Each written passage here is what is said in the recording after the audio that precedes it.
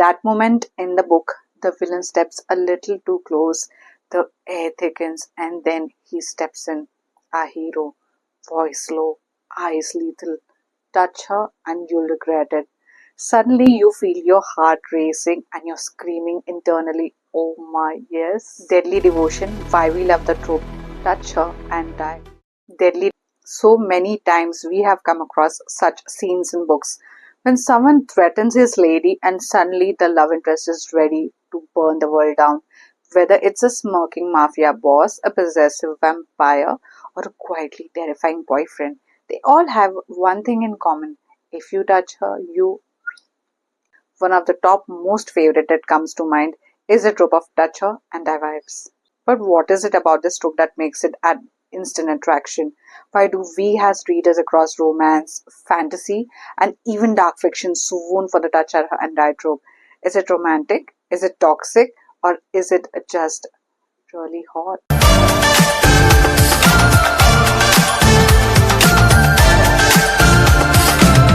Hi everyone, welcome back to my bookish realm where we unpack the fiction we love and ask the real question, why do we read what we read?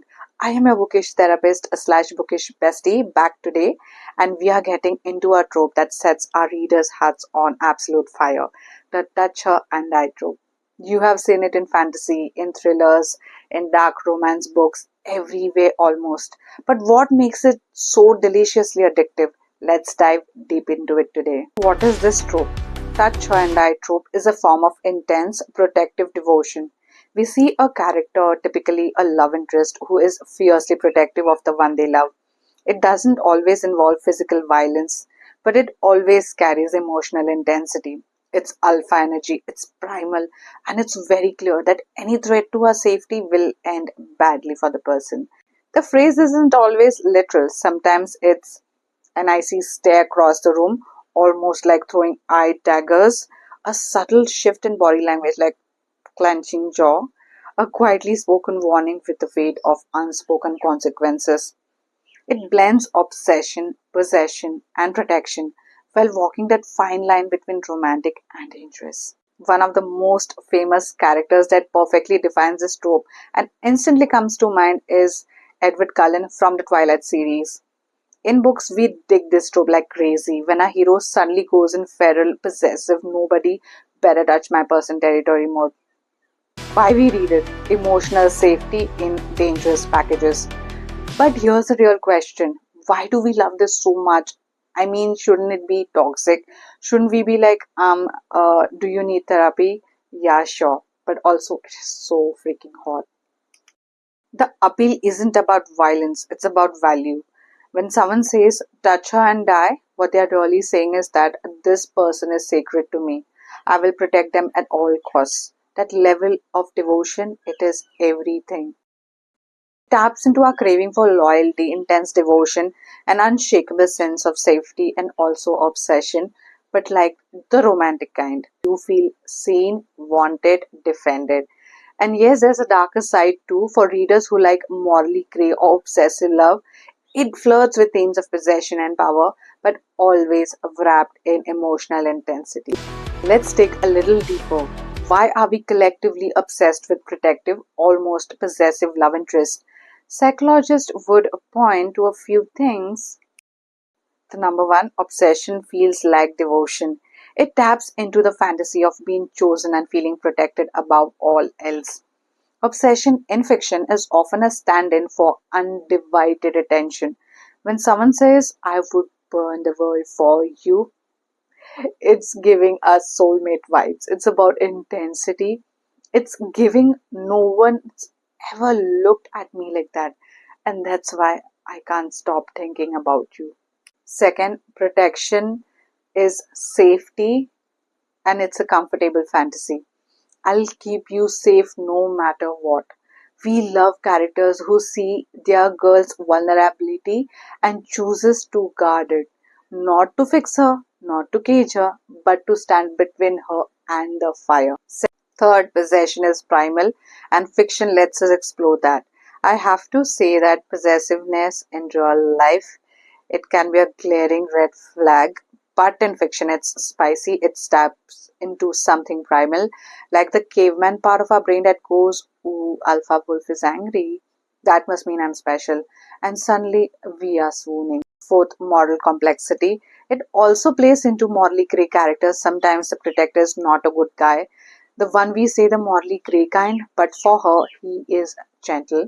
That is addiction gold for us as readers. Subtypes of the trope. Taking a step further, let's dig into the types of characters that we come across usually in books who give us this trope vibes very strongly. The first one, the silent hero. He doesn't ever raise his voice and he doesn't even need to. One look from him and the room goes completely quiet. He's subtle, he's lethal, and his simple energy is on stealth mode. Second is the unhinged hero, ready to stab someone with a smile, male or female. They're intense, they are terrifying, and yet that's the appeal. Only in fiction, though, right? It seems like the birds want to give me company too, so don't mind their chirping. Moving on to the third one, the soft spoken psycho, usually the sweet one until someone threatens their person.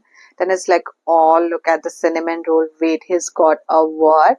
Fourth is the slow burn explosion. It's all chill for quite some chapters until boom, jealousy, a danger, a threat, and suddenly you're watching a love confession disguised as a threat. Are we entertaining toxicity? Let's talk about a glaring issue in this trope. Are we entertaining toxicity? And the answer is it depends.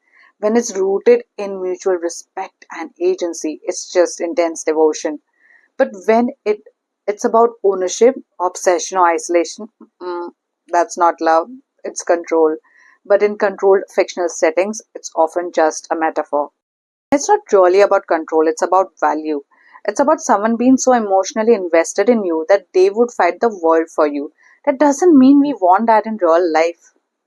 But in fiction, with consent, with nuance, it's an addictive clicker for sure.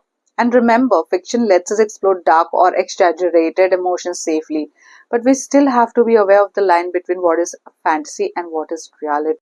So, if you would like, I have done a deep dive into the allure and obsession for dark romance books. You can check that one for more understanding of reading danger in controlled environments. I'm sure after listening to how this trope is addictive, you must be needing books that will let you sink your teeth into the deliciousness that is this trope. Before beginning, I would like to highlight the fact, please read the trigger warnings before reading any of these books that I'm recommending. It's very important that you understand what you're getting into and are comfortable with what you're about to read. As these are all dark romances, that's why it's very important you read the trigger warning. First one, Lawless, God by Lola King. Then this one was nothing less than a wild roller coaster as we go through so many ups and downs and dramatic turns that I was freaking glued to the pages. The starting scene itself had me nerve-wracked. Kayla King, a heroine, she's crowned king for a reason. Yes, she's a lady and she's also the leader of one of the two important gangs in their town. She's a tough woman and a freaking badass, but now she's left with no choice as things have escalated. And if she wants to continue her reign of the North Shore, she will have to take drastic decisions. Nathan White, our hero, is a complete maniac and a psychopath who's been plotting his revenge for so long. Now that Kayla finally gets entrapped in his trap, he can't wait to savor his sweet victory. I have to say that even though Nathan was so cold and emotionless, yet the way he takes over the cruise and plans to rule the town and his business strategy, all of it had me in awe of the complex yet genius plan that he has made.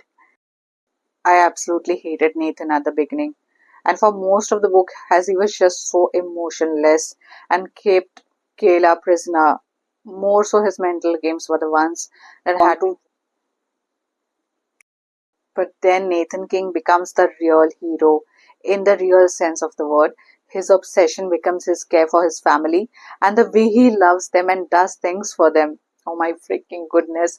Nathan White might be a he might be a psychopath, but he's a man who'll do anything, and I mean anything, for his family.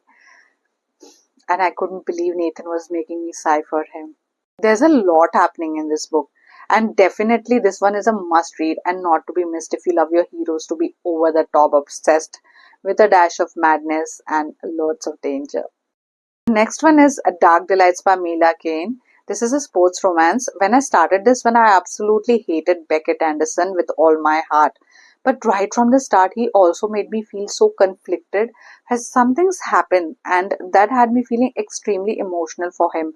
But one minute he's earning your sympathy, and the next he is being a complete grade A asshole to the sweet Eve Martino, a heroine who just always wanted to be nice to him. The love-hate relationship between Eve and Beckett goes way back and starts when they were teenagers. Beckett is the town's billionaire's son, and Eve is the daughter of the help at Beckett's place. Everything though goes for a toss when college housing confuses Eve's housing arrangement, and she somehow ends up being roommates with none other than, yes, Mr. Beckett. Be ready to feel a plethora of wild emotions and oh so much of angst-filled times with loads of spicy times too, and a man who will surely make you melt as much as he'll make you want to strangle him at times. Ruthless Lessons by Aria Zinn is a mafia romance, and right from that first chapter, our hero Edmund gave me the chills as to how ruthless and dangerous he is as a leader.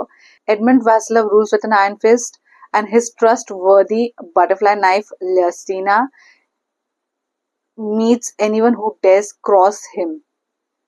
But on the other hand, I felt what a wonderful father figure he was, raising his sister's child Mila. Edmund was an enigma to me, as he is a man who is deadly when it comes to his enemies, but he is a heart melting sweetheart who's so caring and kind and generous when it comes to his family and his people. That first time when he goes to his niece's student teacher meet, he did not at all anticipate being instantly obsessed with her sweet teacher, and try as he might, Rena begins ruling his every thought.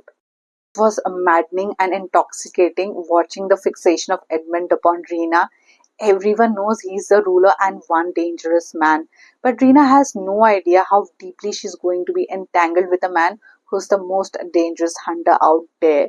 The way Edmund is with Rena, the way he chases her, does things for her, is as much wild with her as she earns him to be, while also cares for her in a way that he anticipates her every need, and just the entire experience of watching Edmund stealing moments or spending time with Rena had me utterly intrigued, mesmerized, and falling for Mr. Edmund Vasilov as much as Rena was falling for him. If you enjoyed this video, hit like, subscribe, and ring that little bell so you don't miss. I'll see you in the next one. Bye!